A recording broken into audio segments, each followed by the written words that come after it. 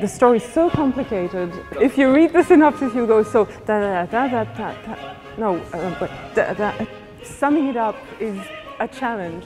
It's based on true Roman history, but very loosely based. It's about plotting in ancient Rome and about Agrippina trying to put her son Nero on the throne, not for the love of her son, but to secure her own interests.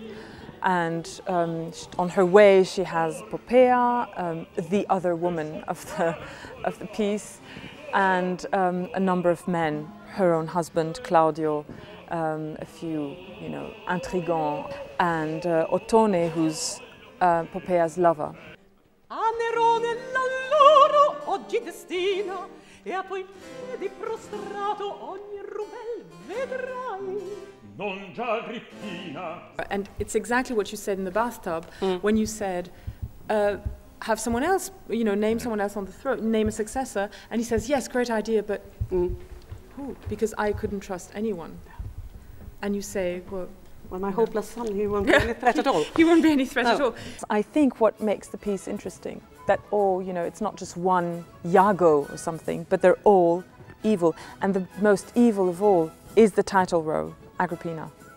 To play the good ones, it's so easy to fall into cliches. And you get stuck. The evil ones, you can really go for it, and I love it. It's so much fun. Does Agrippina has a good side? If she has, it's far away. It's very deep inside.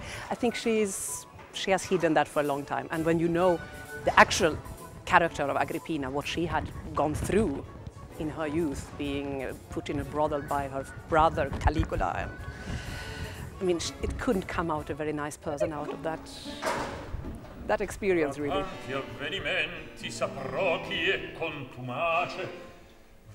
Che vivan di cor, riposo e pace. Se vuoi pace o volto. More than soap, it's those 80s series, Dallas Dynasty, the first generation of series. This thing about all the characters being evil, being greedy, being rich and powerful. That's something that's very close to those series. But the series, I think we used more as an aesthetic frame, as a reference that everyone recognizes in a way, as a setting in which all the characters are ambitious and plotting, and you have a lot of cliffhangers. The opera starts with Claudio being dead supposedly, and then ta-da, he's not dead. He comes back, and then Agrippina seems to be winning, then she seems to be losing, then she's... So this narrative structure is quite close to these soap operas. In a way, having this aesthetic frame was a way of underlying that. We found out during preparation that we would like to have some typical cliché rooms where they can play in. So it's really like a film set, actually. You have really parts of it, you just have a part of the wall. You see from one side into it. And it's really realistic in this tiny little world. And that's my favorite one, for sure. It's a pity you can't see in it, but it's a car, we cut it in half. You can even open. That's it, that's the car. We have parts of the restaurant. Actually that's how it is. We have really parts of it. So you see it's little wagons and they have to come together. And the outside is quite big, so compared to the whole theater we have tiny rooms. And this makes also a film set, I think.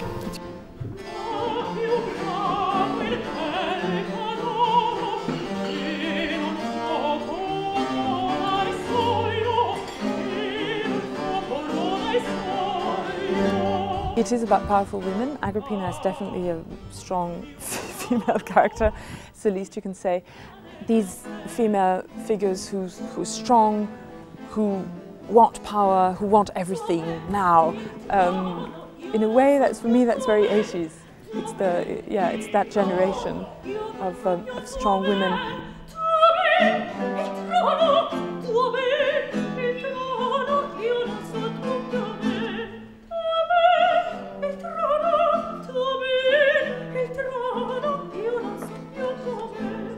The writing in this period of Italian Händel is very virtuosic. It's much more flamboyant than the later Händel you may know from Messiah or the London operas. Again, this is very much young man's music. It's often quite crazy harmonically, but it has tremendous Italian colour.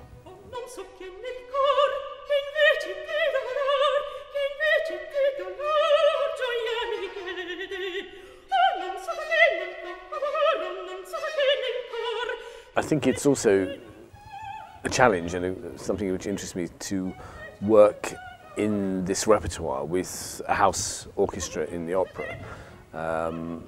This is obviously a big challenge for them because they're playing music which is outside the normal style of the symphonic repertoire, but it does require a slight sort of change of computer chip in the brain when one plays. Baroque is such fun to direct because it gives you so much freedom. It's got this very clear recitative versus aria structure, and then within the aria, the da capo structure, which you could think limits you in a way because it's so preset, and you have action in the recits and feelings, or the action stops in the arias. The fun of it is to try and find a fluidity and find something continuous between recits and arias.